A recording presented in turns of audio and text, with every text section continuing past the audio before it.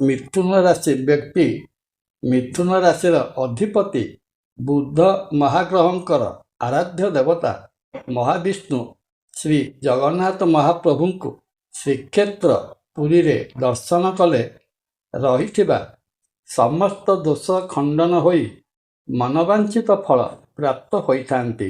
ଜୟ ଜଗନ୍ନାଥ। ନମସ୍କାର, ମୁଁ ତପନ ଡାଇଜେଷ୍ଟକୁ ଆପଣଙ୍କୁ ସ୍ୱାଗତ। ମିଥୁନ ରାଶି ପାଇଁ 2026 ମସିହା ମଇ ମାସର ମାସିକ ରାଶି ଫଳ। ରାଶି ଚକ୍ରରେ ଗ୍ରହମାନଙ୍କର ଗୋଚରୀୟ ଗତିକୁ ଅନୁଧ୍ୟାନ କଲେ ଜଣାଯାଏ, ମଇ ମାସରେ ମିଥୁନ ରାଶି ଜାତ ବ୍ୟକ୍ତିଙ୍କର କ୍ୟାରିୟର କ୍ଷେତ୍ରରେ ସଫଳତା ପାଇବାର ବହୁତ ସୁଯୋଗ ଆସିବ। ଆର୍ଥିକ ପରିଣାମ ମିଶ୍ରିତ ଫଳ ପ୍ରଦାନ କରିବ। ଲେଖନ ଓ ପଠନ କାର୍ଯ୍ୟ ତଥା ମିଡ଼ିଆ ଜଗତ ସହିତ ସଂଶ୍ଳିଷ୍ଟ ବ୍ୟକ୍ତି ବିଶେଷଙ୍କ ପାଇଁ ମଇ ମାସ ଚମତ୍କାର ଫଳ ପ୍ରଦାନ କରିବ। ମଇ ମାସରେ ଚାକିରି କରୁଥିବା ମିଥୁନ ରାଶି ଜାତ ବ୍ୟକ୍ତି ପ୍ରମୋସନ ପାଇବାର ଯୋଗ ରହିଅଛି। ଏହା ସହିତ ଚାକିରିରେ ମନପସନ୍ଦର ଜାଗାକୁ ବଦଳି ହେବାର ସମ୍ଭାବନା ମଧ୍ୟ ଦେଖାଯାଏ।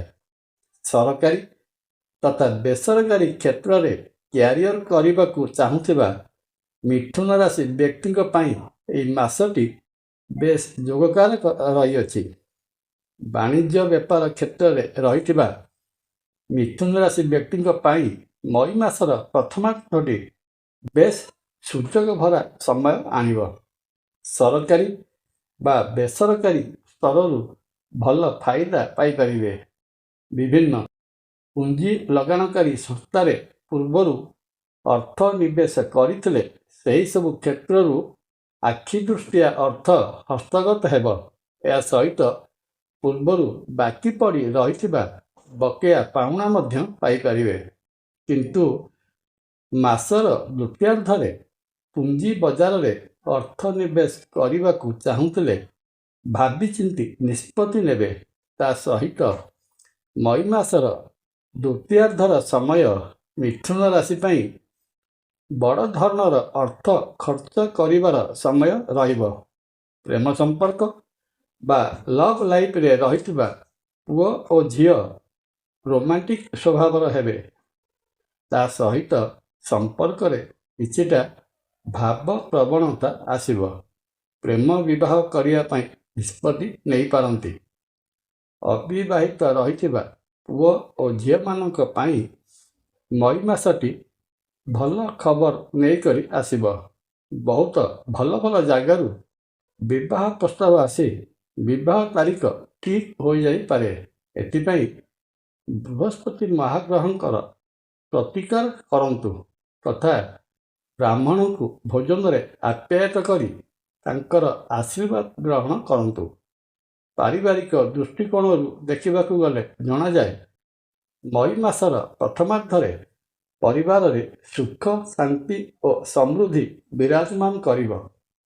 କିନ୍ତୁ ମଇ ମାସର 11 ତାରିଖ ପରେ ସର୍ବ ଅମଙ୍ଗଳକାରୀ ଗ୍ରହ ମଙ୍ଗଳଙ୍କର ଦୃଷ୍ଟି ମିଥୁନ ରାଶିର ପରିବାର ଭାବ ଉପରେ ରହୁଥିବାରୁ ପରିବାର ଭିତରେ ରହିଆସୁଥିବା ଶାନ୍ତି ଅଶାନ୍ତିରେ ପରିବର୍ତ୍ତିତ ହୋଇଯାଇପାରେ।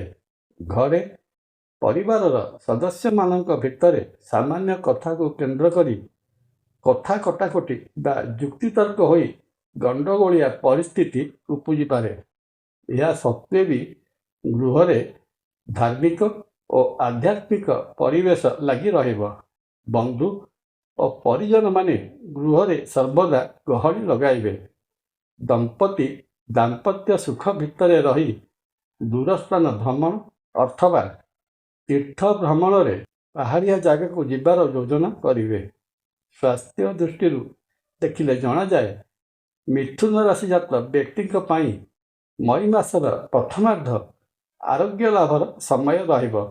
ନୂତନ କରି କିଛି ସ୍ୱାସ୍ଥ୍ୟଗତ ସମସ୍ୟା ଦେଖାଯିବ ନାହିଁ, ବରଂ ରୋଗରେ ପଡ଼ିଥିଲେ ରୋଗରୁ ଆରୋଗ୍ୟ ଲାଭ କରିବେ।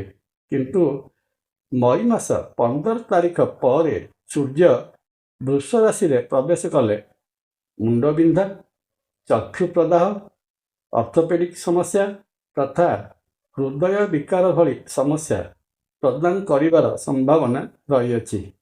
ମଇ ମାସରେ ମିଥୁନ ରାଶି ବ୍ୟକ୍ତି ପ୍ରତ୍ୟହ ବିଷ୍ଣୁ ସହସ୍ରନାମ ପାଠ କଲେ ଅଶୁଭ ଫଳକୁ ଏଡ଼ାଇ ଶୁଭ ଫଳ ପାଇପାରିବେ।